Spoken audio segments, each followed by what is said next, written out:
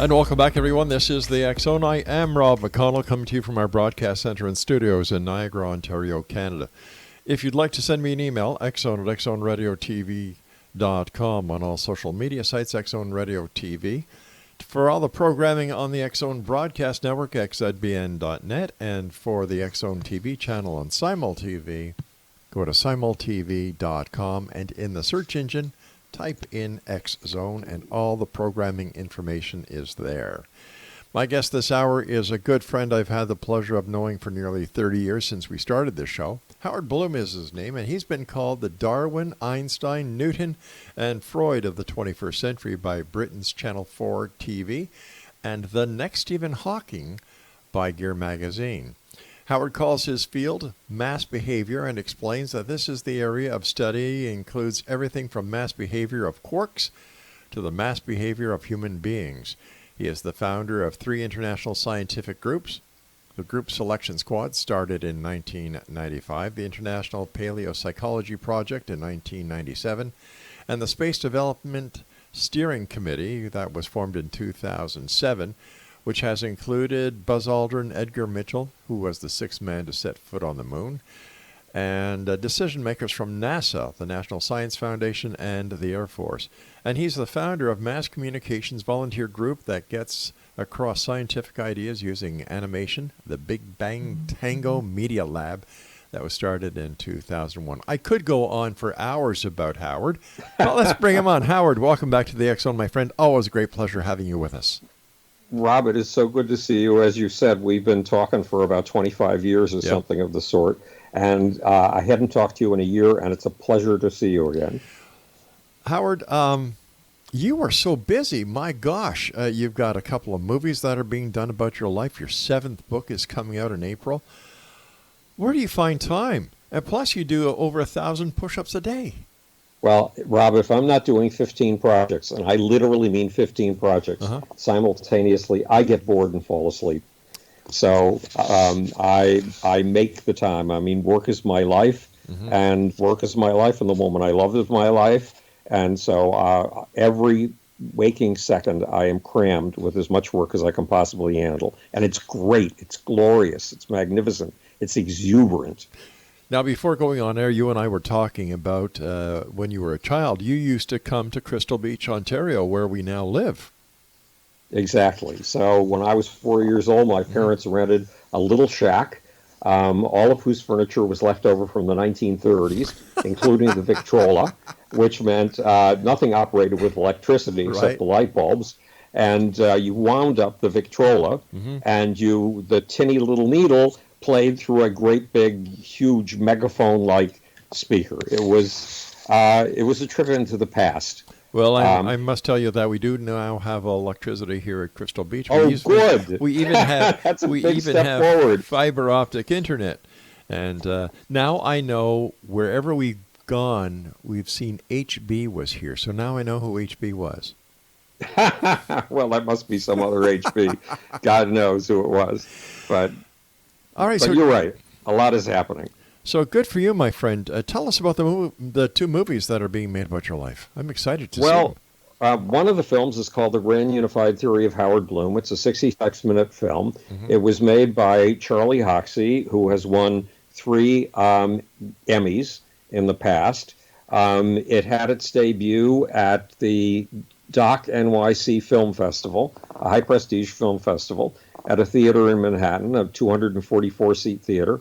I went to the theater expecting 40 people, because I don't think my audience is that large. And when I was getting in the vicinity of the address of the theater, we saw a theater marquee, and we saw people lined up 4 abreast and going all the way around the corner. Wow. And I figured this is the wrong place. They were showing a Star Wars movie. And when we got there, those were the people waiting to see my movie. Wow. Not only was the place, it was totally packed, it was totally sold out. They were turning people away at the box office. And at the end of the film, it was unlike anything I'd ever seen with an audience. You know, I've been in audiences for Michael Jackson and Prince and Bob Marley and all kinds of people. But this was unlike anything I'd ever seen. The audience had a kind of collective energy. Their faces were beaming. Their faces were cracked in half by smiles that went from one ear to the other, and all of them were beaming with this collective energy, exuberance, joy, inspiration. I'm not quite sure what. It was an astonishing experience. Then we had our West Coast premiere at the Santa Barbara International Film Festival about 2 weeks ago, and again, the audience said the place was packed. And the audience seemed to be exhilarated and inspired. So this movie is off to a good start on the festival circuit. The second film is called My Dinner with Howard, and it's being made by Buckminster Fuller's film biographer, Noel B. Murphy. And it's supposed to come out in April, which is when my seventh book comes out. And the seventh book is Einstein, Michael Jackson, and Me, A Search for Soul in the Power Pits of Rock and Roll. And you can pre-order it on Amazon if it sounds of interest to you. But when I got out, you know that my background is in science, that I started in microbiology and theoretical physics at the age of 10. And then I went off on a strange voyage of the Beagle, and for 17 years was involved with the rock and roll business and founded the biggest PR firm in the music industry. And worked with Michael Jackson, Prince, Bob Marley, Bette Midler, AC/DC, Aerosmith, Kiss, Queen, Run DMC, Billy Joel, Billy Idol, Paul Simon, Peter Gabriel, David Byrne, people like that. And then I left and went back to my science. Now, if you've been, I hate to use this word, but if you've been a legend in the music business, you have to work very hard to reestablish your scientific credentials. So I focused on that, and I've now been published or have given lectures at scholarly conferences in 12 different scientific fields. So now I finally felt free to write my music business memoir. And that's what Einstein, Michael Jackson, and Me, A Search for Soul in the Power Pits of Rock and Roll is. Congratulations, old friend. You deserve all the accolades you're getting. Rob, you're such a gift and a blessing. It's amazing. These are strange times, Howard. I have to ask you because I know that amongst, besides having your fingers on the pulse of the scientific community, you also have your fingers on the pulse of the political scene. And what is your take on what's going on with the New Hampshire primary and what's going on with the, with the Democratic Party in general? It just has turned out to be a huge surprise. Yeah. The biggest, or a whole set of huge surprises. The biggest surprise is Amy Klobuchar. Amy Klobuchar was polling at 6% in New Hampshire, and yet she's gotten, so far as the votes have been counted tonight, 20% of the vote. That's as much as Joe Biden and Elizabeth Warren combined. And Pete Buttigieg has come in number 2, very close, within less than 2 points of Bernie Sanders. Bernie Sanders has dominated. But the strange thing, if you look at all the numbers, is this. There's a moderate side of the Democratic Party, and there is a radical side of the Democratic Party. Bernie Sanders and Elizabeth Warren are the radical side of the Democratic Party. Pete Buttigieg, Joe Biden, Amy Klobuchar, they are all the moderate side of the Democratic Party. Well, the moderates have gotten almost twice as many votes as the radicals. So Donald Trump, who says the entire Democratic Party has lost its mind and it's a bunch of radicals who are going to destroy the country, he's wrong, because twice as many Democrats are hungering, ravenous for moderation, for moderates. Let me ask you, why do you think Joe Biden is doing so poorly? I heard a commentator say that that his numbers are the worst for any vice president that has run for the Democratic leadership. Well, you have to watch him, and then you'll understand. He's lost it. Yeah. I mean, he's lost his ability to command a crowd. He's lost his self-confidence. He has lost his energy. While everybody else, including Amy Klobuchar, was out going to every single diner they could possibly find. Today, earlier in the day, and yesterday, Joe Biden was sulking in a hotel room, apparently. He was doing almost nothing. That is not a way to demonstrate that you really want this job. You have to want this job so badly that you're willing to walk over burning coals to get it. When do you think he's going to drop out? He could drop out within the next 2 weeks because his showing is terrible and he is highly unconvincing. The first thing he did in the Democratic debate in New Hampshire. All right, hold on. We've got to take our break. Please stand by, Howard. Okay. It's always great talking to you. X Zone Nation, the one and only Howard Bloom is our very special guest this hour. HowardBloom.net is the website. Check it out. All his books are available on Amazon.com and in bookstores everywhere. Once again, HowardBloom.net. And we'll both be back on the other side of this commercial break as we continue here in the X Zone from our broadcast center and studios in Niagara, Ontario, Canada. I'm Rob McConnell. Don't go away.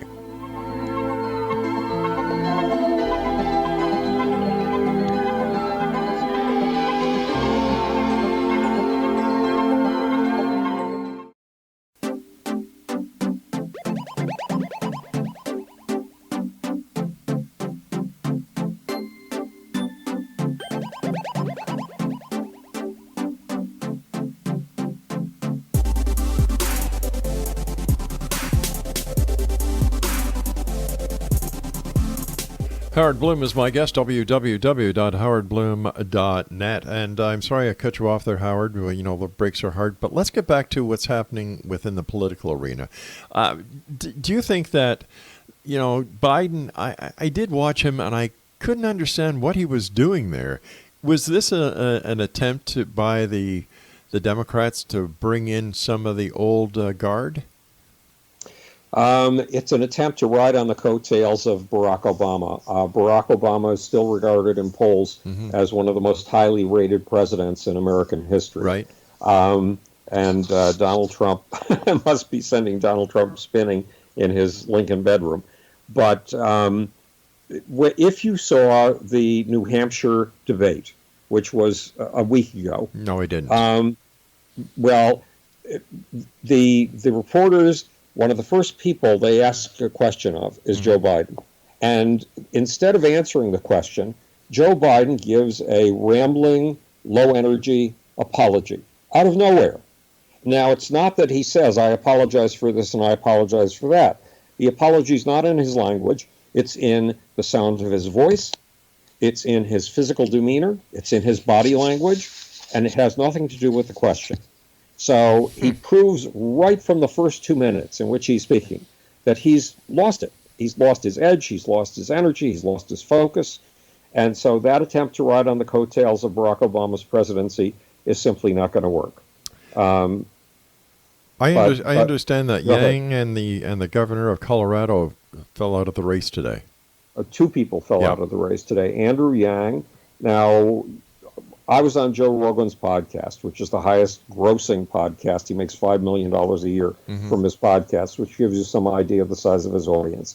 And the first thing he asked me, and this was a year ago, was, what do you think of Andrew Yang? Well, at that point, I'd never heard of Andrew Yang. Most people hadn't. Right. But it was unfortunate that he had to drop out of the race. But frankly, we had too many candidates, and Democrats were lost in a sea of confusion because of the number of candidates. So we lost Michael Bennet, who also is a very promising candidate for the future, not necessarily for the presidency, but definitely for the national government. And so we are now down, this has been primarily narrowed down to 5 candidates, to Bernie Sanders, Pete Buttigieg, Amy Klobuchar, Elizabeth Warren, and Joe Biden. Nobody else has come near them. Yeah. And the first tier, that is Bernie Sanders, Pete Buttigieg, and Amy Klobuchar, they're all in the 20% territory or above. Elizabeth Warren and Joe Biden are in the less than 10% category. Amy Klobuchar, who was almost a nobody 3 days ago, had got more votes than Elizabeth Warren and Joe Biden combined. Wow. And again, the most important message of this is that Democrats hunger for moderation. They hunger for an improvement of the status quo, not a destruction of the status quo, in the hope of some brand new paradise. Let me ask you, Howard, in your opinion, why is Bernie Sanders doing so well? Because kids, people 16 years old to 29 years old, think highly of socialism these days, and they do not think highly of capitalism. And that's because we have had 100 years of American critics tearing capitalism apart, critiquing it from every angle, and not seeing something basic that you and I probably have discussed in the past, The current American system is dependent not on capitalism by itself, it's dependent on three elements. This is all in my book, The Genius of the Least Radical Revision of Capitalism. It's dependent on government, that is a certain socialist element, building the roads, creating the internet, things of that sort. It is dependent on private industry, going all out and plowing into new territories inventively. And it's dependent on the protest industry, which has been around as long as the Industrial Revolution. It started with the anti-slavery movement in 1760. Those three elements have to be in balance to make this country work.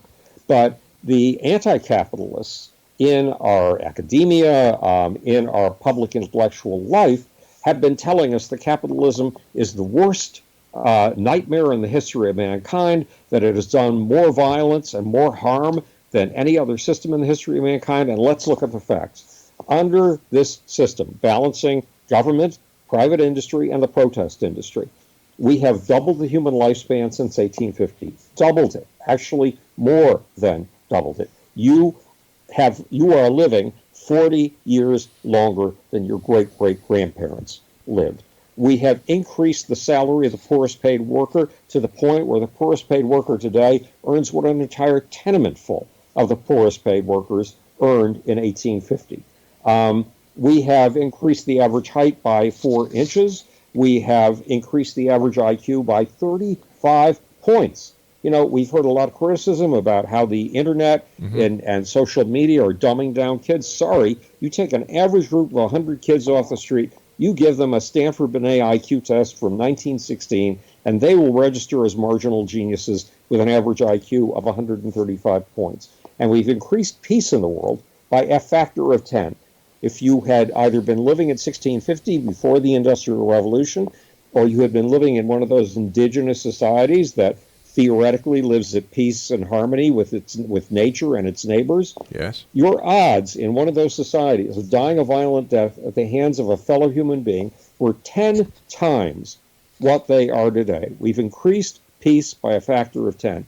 All of that is because of the Western system and that balance between what you could call socialism, what you could call capitalism, and the protest industry. By the way, we just got news from the word from the newsroom that Bernie Sanders has been declared the winner for tonight. Well, it's at this point he's got 26% of the vote.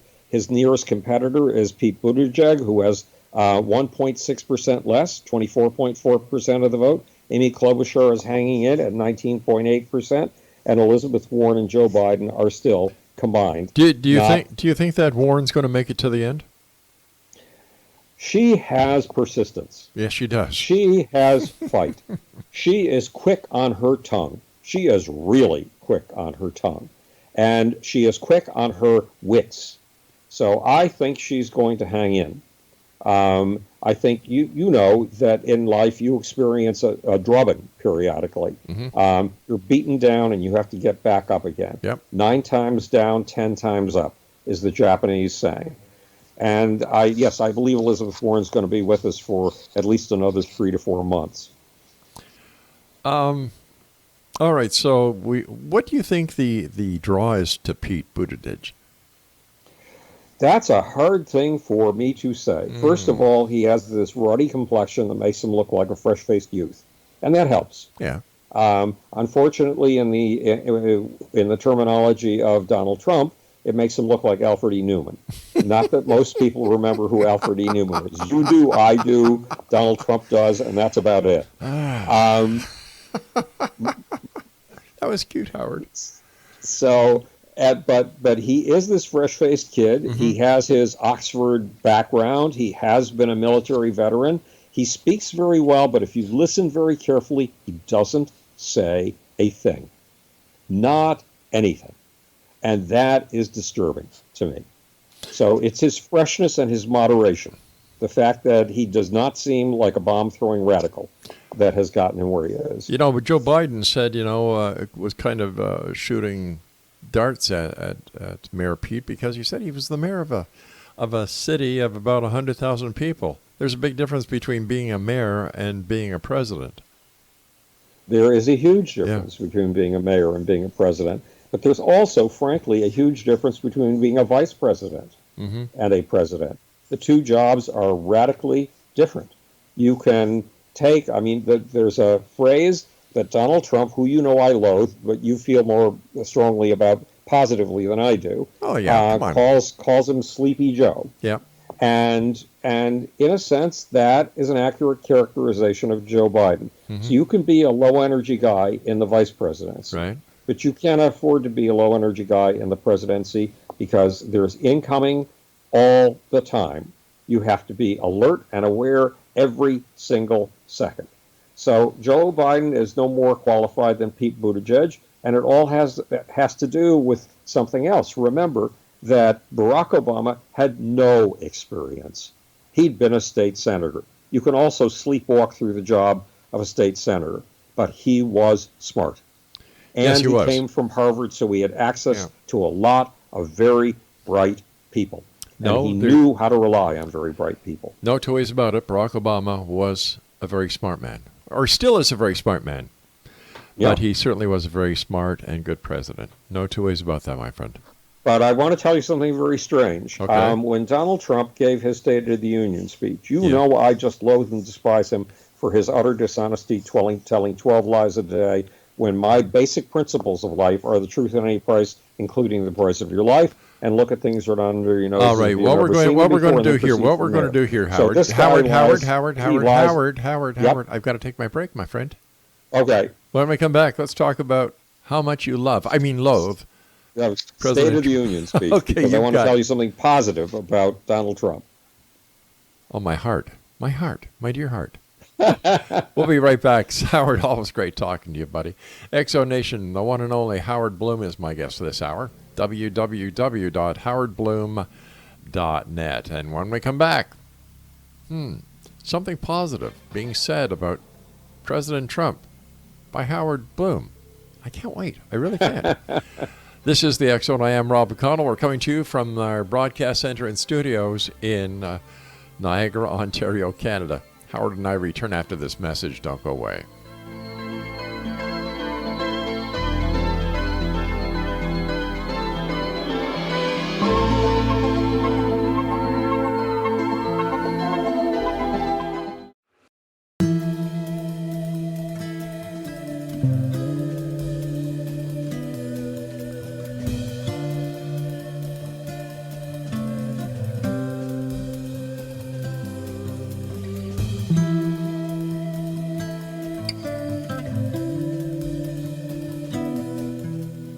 Howard Bloom is our guest, www.howardbloom.net. All right, Howard, I can't wait to hear something positive from your lips to God's ears. Yes. About the State of the Union, President Trump. Donald Trump and his State of the Union. First of all, he showed remarkable restraint. You know that was what was boiling in his mind when he gave that State of the Union speech was the impeachment and how it was a hoax and a scam. But he kept his mouth shut about that, and he stuck to reading off the teleprompter. But the surprise came at the end of the speech. The end of the speech was his Reagan Morning in America moment. And he said that America is a great country, that America has made great contributions to the world, and that its greatest contributions are ahead of it. Now, that is something that needs to be said, because we were talking a few minutes ago about why kids, people 18 to 29, are voting for Bernie Sanders. Yes. They're voting for Bernie Sanders because they've been fed this negative view of America and the contribution of American civilization, which is the most violent civilization they are being told in the history of mankind, which is absolutely not true. And Donald Trump gave an alternative message, a positive message, a hopeful message. And that is a message that we in the intellectual elite, of which I'm a sort of fringe member, that's a message we need to understand. We need to start preaching it to kids so they don't think it's the end of the world, and they realize that we have built things over the course of the last 220 years, important things, and that unless the next generation stands on the shoulders of those things and builds even higher, then we will be doomed. We'll be doomed because people have been poisoned by negativity. What do you think about the new Space Force? The new Space Force is a necessary idea because Russia's already got one. China's already got one. China has its missile force. and its missile force has a bunch of missiles that are aimed at the sky specifically to take down America's satellites in case of war. And without America's satellites, our military is blind. And so are you and I. We wouldn't have GPS. We wouldn't have all of the services that we get on our cell phones. Right. And the Chinese, so we're late in this game of a Space Force. Now, unfortunately, the man who wants to put a Space Force in operation is practically deaf, dumb, and blind. His name is Donald Trump. He cannot find the truth. If you dangle it, if you put it on a bandage around his eyes, he couldn't find it. So tell me, what do you really think about the president? Well, I hate to, I'd rather reserve my opinion and be neutral. No, I'm not. Howard, I love you, my friend. I love you. You know that. Speaking about Space Force, I can understand the significance of it, and I agree it is a little too late, but better late than never. The gun footage camera of the Nimitz event, what they call a Tic Tac. What's your opinion of what that was? What is that? What is it? Tell me about it. All right, this is something that let me see, a couple of years ago, the U.S. Navy was doing an exercise with the Nimitz battle group off the coast of California, right. And the radar picked up something strange. Sent 2 jet interceptors up there. By the way, they weren't armed. They only had gun film cameras. Right.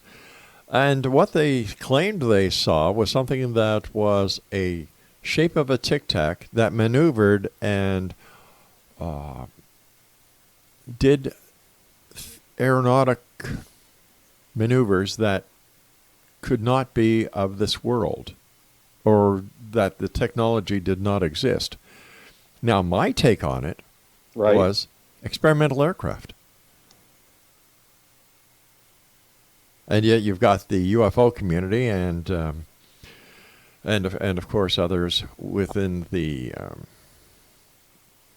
media that are saying it's a cover-up, that the extraterrestrials are real, the aliens are here. The New York Times did a big expose on it. The video footage was all over the news. And why does everything have to be extraterrestrial when people can't understand what they're seeing? I know for a fact that... Well, that's a good question. There's a lot of things out there that have been developed and are kept secret because of national security. So what's your take? Yep. Well, there is a real conspiracy in this area, and we should be paying serious attention to it. And it goes back to the Space Force and space. Mm-hmm. America has not been able to get an American into space on an American vehicle since 2011 when we retired the space shuttle. That's outrageous. We're the country that led the world in space. You know how we get our astronauts up to the International Space Station? We send them on Soyuz rockets, and we pay $83 million a seat for that privilege. And the problem is that there is something I call the SMIC, the Space Military Industrial Complex. It's primarily 3 companies, Boeing, Northrop Grumman, and Lockheed Martin. And there are a bunch of other little satellite companies, Rocketdyne and a bunch of companies like that. They have a boondoggle. It's called the space community as the Senate launch system, because it was actually designed by Senator Richard Shelby. It was not designed by a rocket scientist. We have wasted $3 billion a year on this bogus rocket, this Franken rocket, for the last 10 years. And the result is nothing. The rocket has never flown. Meanwhile, Elon Musk started, when I first met him in 2000. By now, he's had 70 rockets that have landed on Earth. No NASA rocket can do, and the Space Launch System will not be able to do. The Space Launch System is a siphon. It is carrying money from the government treasury to the bottom line of primarily Boeing at this point. And Boeing and Lockheed Martin and Northrop Grumman are what Buzz Aldrin, in his conversations with me, calls the Darth Vaders of space. They are forcing us to create this non-existent rocket, this Franken rocket, when they could be spending a fraction of that money for the if the SLS, the Space Launch System, Right. ever gets off the ground, it will cost $2 billion to launch. For that money, you can buy 22 launches of the Falcon Heavy rocket from Elon Musk. So why and don't with those 22 launches, you can have a complete moon program that builds a village on the moon and a complete Mars program that builds a village on Mars. So why don't they, Howard? Yeah. Why don't they? Because the Space Military Industrial Complex, the SMIC, has a stranglehold on the American government. It has a stranglehold on the military, and it has places plants for any of its projects in 50 states, so that if it's ever threatened, it can go to the senators and congressmen in those states and say, this problem that we're up against is threatening jobs in your state. And they can get universal approval. It is a scam. It is a con. It is a genuine conspiracy. And the Chinese are steadily advancing in their space program. They have landed landers on the moon that have basically made claims to territory the way that the Chinese have laid claims to territory in the South China Sea and now own the South China Sea after a series of these claims. The Chinese have plans to own solar power harvested in space and sent to Earth, which can reduce greenhouse gas emissions by 45% and eliminate all fossil fuel use for energy production. They will own that industry, according to their plan, in 2035. They will colonize the moon, they will colonize the solar system, and they are talking about colonizing the entire universe. Wow. And we are shooting ourselves in the foot and destroying our own space program because of the SMIC. Well, the SMIC has to be stopped. I'm sorry. This cannot continue. How do you stop it, my friend? Well, I wrote an article about this for Quartz Magazine. I'm now a Quartz Magazine pro, contributor, basically.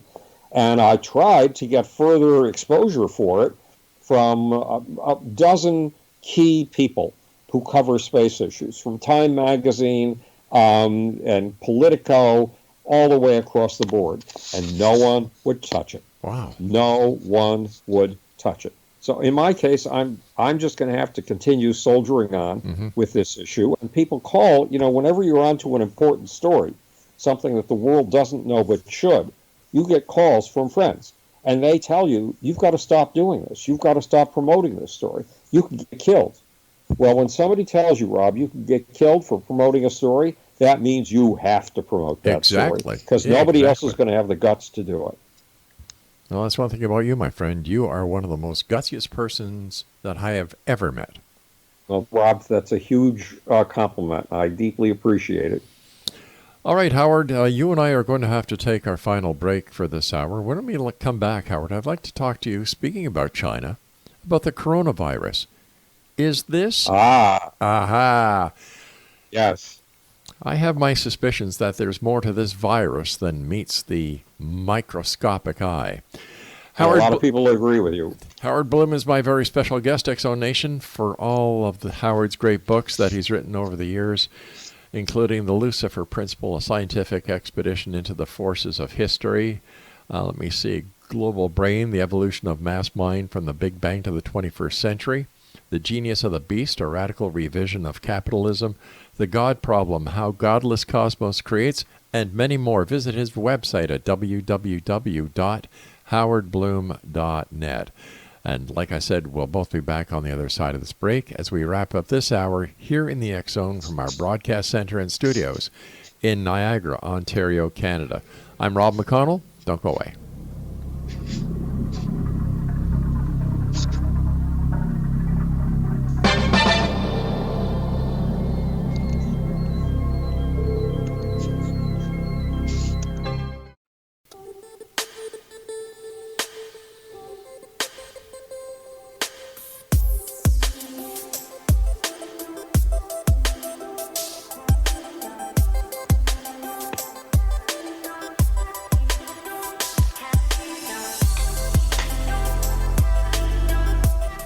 Howard Bloom is my guest, www.howardbloom.net. First of all, Howard, thanks so much for coming on the show tonight and sharing your perspective with us. And congratulations on the 2 films and the new book that is coming out. And let's name that book again. It's Einstein, Michael Jackson, and Me, A Search for Soul in the Power Pits of Rock and Roll, available for pre-order on Amazon.com. And Howard has a new fitness video coming out entitled "How to Do Over 1,000 Push-Ups a Day." All right, Howard, Yes, let's talk. Speaking about the Chinese, the coronavirus. Okay, here's the deal. Here's the deal. People think that yesterday I got a question saying, who did it? Who created the coronavirus and sent it out into the public? Mm-hmm. Was it the CIA or the Chinese? Well, the other popular conspiracy theory, it's the Jews. And as a Jew, I can tell you, we didn't do it. Well, wait a second. Well, the Jews? Who? What? That's out there? That's another popular one I ran across a few days ago. Really? Yes, it's out there. So, but the deal is this, and you can read about this in my second book, Global Brain, The Evolution of Mass Mind from the Big Bang to the 21st Century, because it goes in depth into one of the biggest battles of wits that this planet has ever seen. And that is a battle of wits between microbes and human beings. Microbes, like humans, do research and development. Microbes, like humans are bizarrely, astonishingly inventive, and microbes, like humans, once they have established an invention, are able to pass that invention around and upgrade the whole microbial world with their inventions. Periodically, coming out of China in particular, we have viruses that begin in animals. What they do is, remember the avian flu? Yes. Or the many avian flus, actually. Well, they're called avian flus because they're migratory birds, waterfowl, ducks and geese, that travel thousands of miles, 6,000 to 8,000 miles every year. And viruses use them as airliners. And the viruses travel in their guts. When the birds land in a pond, it's a pond of a farmer. And Chinese farming is extremely intensive. The farmer uses everything, even the old used sandals he uses to fertilize his gardens. And so the birds defecate in the pond, right, and depositing some of the viruses, thousands of miles from where the viruses got their start. The farmer periodically dredges the bottom of the pond and feeds what he gets out of the pond to his pigs and his dogs. Some viruses are able to jump via the pond and via the scum on the bottom of the pond from the waterfowl into pigs. Pigs are very similar to human beings. If you're a virus, once you've got the knack of making it in a pig, of infecting a pig, you can adapt to humans fairly easily. So all of these animal-based viruses get started in China. We think that the new coronavirus came from bats, but never underestimate the inventive powers of viruses. Viruses are much better at conspiring and coming up with plots against humans than humans are, believe it or not. So I have no suspicion whatsoever that any human was responsible for this virus, because this virus is much too clever for human beings to have conceived. But there's another very important fact about this virus. The rate of death of the SARS virus was 9 out of every 100 infections. 9% of people who got the virus died. The rate of death of this virus, the coronavirus, is 2%. So this virus is far less lethal than previous viruses that we've encountered. It is very good at getting around. It's very good at infecting people. The number of cases in China are up to 44,000 cases, and the number of deaths are over 100 at this point. But that's significant. The number of deaths when you have 44,000 cases of infection being only 100 is somewhat comparable to the flu. And remember, in the United States of America alone, 62,000 people die of the flu every year. We should be more concerned about the flu at the moment than the coronavirus, unless the coronavirus mutates into some new, increasingly deadly form. Wow. But, does the filth and squalor in China have anything to do with the manifestation of these viruses as well? I strongly suspect that it's not filth and squalor, because it's this animal transmission that we're talking about. Now, bats do not get fed dredgings from the bottoms of ponds. True. in China. God knows what they've been eating. It probably isn't human garbage. They're carrying on a life. Bats are fairly fastidious creatures. So this is just a cycle. Yeah, A this natural is cycle. a normal pattern because we've been up against, look, us animals have been around for approximately 650 million years. Mm-hmm. And for those entire and microbes, bacteria, which live in huge, very highly organized, data-sharing cities, they live in communities of 7 trillion, which is more than all the humans who have ever lived. And that's just one bacterial colony. Bacteria have been doing what they're doing for 3.5 billion years. We've only been doing what we've been doing as us animals for 550 to 600 million years. And we're in a race. They're always out to see how they can take advantage of us. Of course, we're in a race to take advantage of them. Think of making cheese. We use bacteria for that. Yes, we do, yeah. Think of making bread. We use yeast for that, another microorganism. Think of making beer. We use microorganisms for that. So most of the time we have a synergistic relationship. The bacteria that live in your gut, I mean, for every one cell of you, there are 100 cells of bacteria living inside of you. You can't digest the food that you eat, Rob.